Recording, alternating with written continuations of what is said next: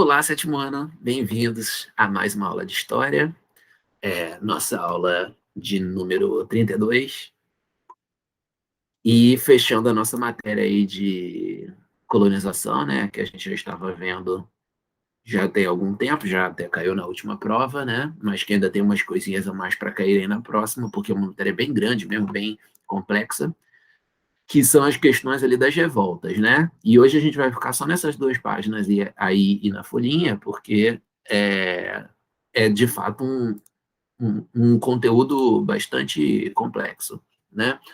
Era um território muito grande que o Brasil tinha, né? Na época nem era tão grande quanto é agora, mas já era bastante grande. E aí você tinha em cada região as suas próprias questões, né? Isso vai fazendo com que você tenha várias revoltas espalhadas ali pelo país por motivos diferentes. O livro selecionou algumas aqui que ele considerou mais interessantes, mais importantes, né? Mas a gente poderia falar em várias e várias outras. Nesse período colonial, a gente teve mais de 10 revoltas, certamente. E se a gente for considerar cada revolta de escravos que a gente teve em um engenho só, no interior de, sei lá, São Paulo, no interior de Pernambuco ou qualquer coisa assim, a gente vai acabar encontrando dezenas e dezenas, talvez até centenas de revoltas, né? Mas considerando assim coisas grandes que levam a boa parte da população, a gente tem pelo menos mais 10. E o livro selecionou 3 aí, né? No geral, o grande motivo pelo qual a gente tinha revoltas era uma disputa entre o povo que morava aqui no território do Brasil e Portugal, né? Seja esse povo que morava aqui no Brasil, as próprias pessoas que Portugal já tinha colocado e que anos depois tinham tido filhos, né? E já tinham gerado novas gerações e, portanto, eram pessoas que já tinham nascido aqui no Brasil, que eram chamados colonos, né? Brasileiros. Ou a gente pode estar falando ali sobre os africanos que eram trazidos para cá e que moravam aqui, e seus descendentes também. Ou a gente pode estar falando sobre os indígenas que habitavam aqui antes de todo mundo e que são os verdadeiros brasileiros, né? Mas, seja de qual desses povos aí, desses grupos aí do povo que a gente está falando, a gente vai ter como principal treta, né? Portugal tentando ter o controle ali do território e tentando fazer isso na base de alguma lei que o pessoal não goste, ou de alguma nova proibição, ou de alguma nova questão ali de ocupação do território, de quem que manda no lugar, né? Colocar um governador que alguém não gosta, separar vilas, separar coisas assim, algum imposto, alguma coisa nesse sentido. Qualquer coisa legal, qualquer coisa de administração que Portugal resolvesse fazer que batesse contra os interesses do pessoal daqui do Brasil, era o que acabava causando as revoltas, né? Então, no fim das contas, é porque ser colonizado não é uma coisa boa. As pessoas querem simplesmente mandar em si mesmas, né? Habitar o território e viver nesse território conforme elas bem entenderem, né? Só que quando você tem um outro país de fora tentando mandar em você, você vai ter tretas contra esses caras, né? Então, o caso da Guerra dos Emboabas, por exemplo, aqui foi Portugal e as pessoas que estavam diretamente, os colonos que estavam diretamente sob o controle de Portugal, contra uns colonos que não estavam interessados em obedecer Portugal, que eram os bandeirantes. A gente já viu anteriormente, né? Quem eram os bandeirantes? Os bandeirantes eram aqueles caras ali que entravam dentro do território. Entrar tem que ser dentro, né, professor? Os caras que entravam ali no território ou buscando indígenas para prender, ou como no caso das bandeiras de prospecção, né? Eles iam a convite do próprio governo de Portugal para procurar ouro ou pedras preciosas, alguma coisa assim debaixo da terra, né? Em determinado momento eles conseguiram. Essa região que hoje em dia é o estado de Minas Gerais, a gente começou a ter ocupação de colonos nessa época. Os paulistas, né, os caras que ficavam ali onde hoje é Portugal, os bandeirantes paulistas, eles foram ali mais para o interior, chegando ali onde hoje é Minas Gerais, encontraram ouro E ficaram satisfeitos com aquilo ali, porque eles falaram, opa, a gente encontrou isso aqui, a gente vai começar a tirar esse ouro aí da terra e ganhar dinheiro. Só que Portugal também se sentia no direito de ocupar aquele território ali e pegar aquele ouro, por motivos de que Portugal era uma metrópole, tinha até financiado algumas das bandeiras e tal.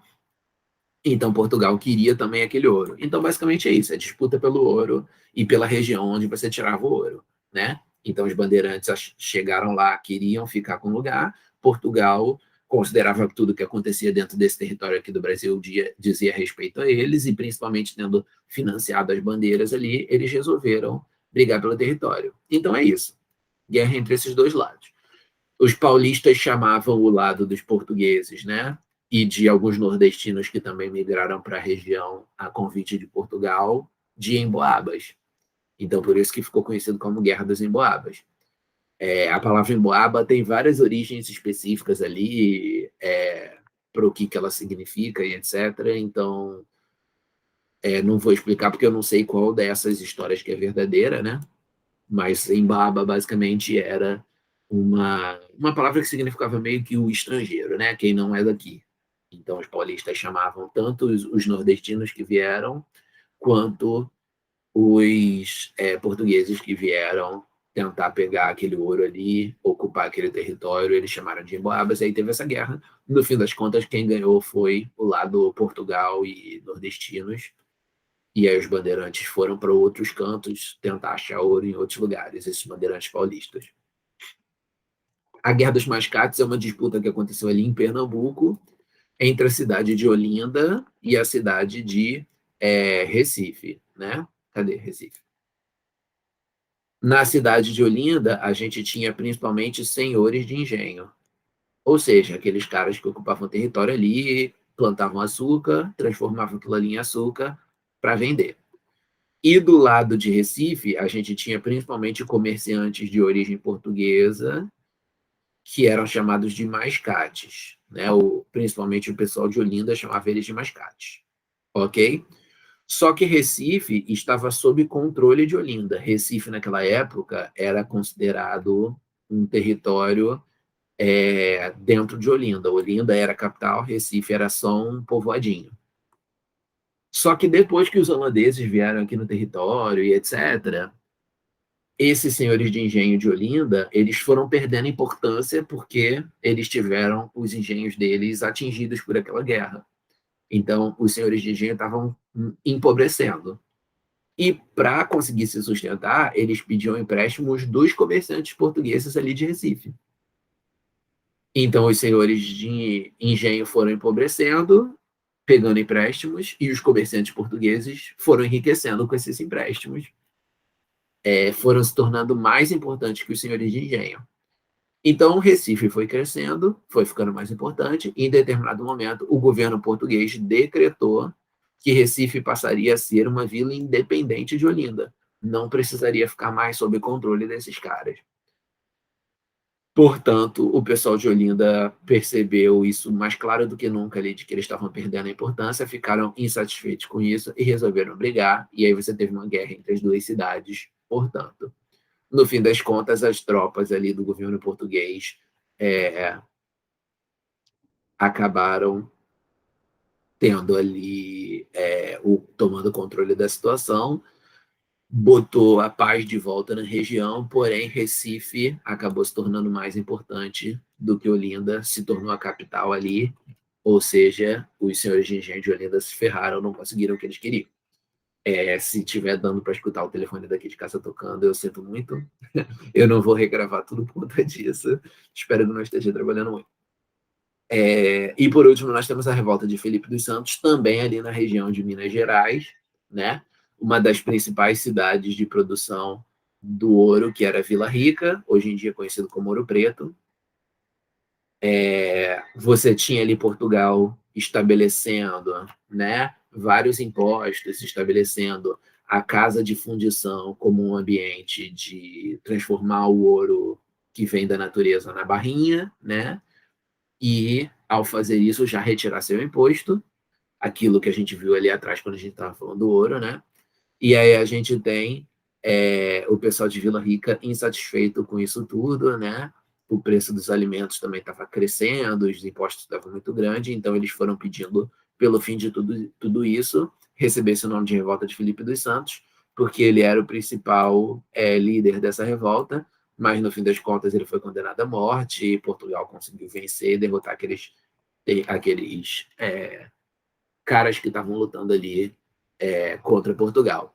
Quase todas as revoltas terminam com Portugal vencendo, tá, gente?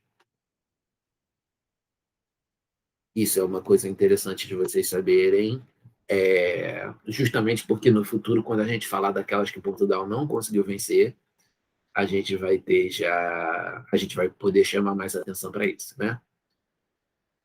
Então, Folhinha, né, o que motivou a Guerra das Emboabas, esse conflito aconteceu por conta de disputa pelas regiões produtoras de ouro, tendo descoberto onde havia ouro, os bandeirantes paulistas queriam ter exclusividade nessa atividade de mineração, mas a coroa portuguesa queria controlar essa atividade e já estava enviando pessoas de outras regiões para trabalharem nas minas, os emboabas, segundo os paulistas. Quais eram os dois lados da Guerra dos Mascates? De um lado havia senhores de engenho de Olinda e Pernambuco, que amagavam graves prejuízos econômicos decorrentes das guerras contra os holandeses, e do outro lado os comerciantes portugueses, os Mascates, que vinham enriquecendo, lhes emprestando dinheiro e se tornando mais importantes. 3. O que exigiam os revoltosos na revolta de Filipe dos Santos? Eles exigiam a diminuição do valor dos impostos, do preço dos alimentos e o fim das casas de fundição. Foi, sobretudo, uma revolta contra o controle da coroa portuguesa sobre a produção de ouro. Quanto mais valioso, quanto mais você tivesse o povo colono aqui do Brasil, né?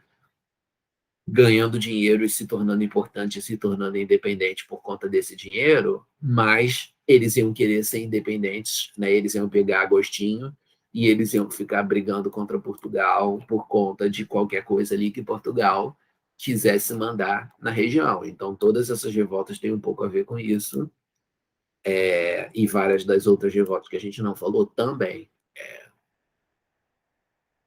É bem por aí.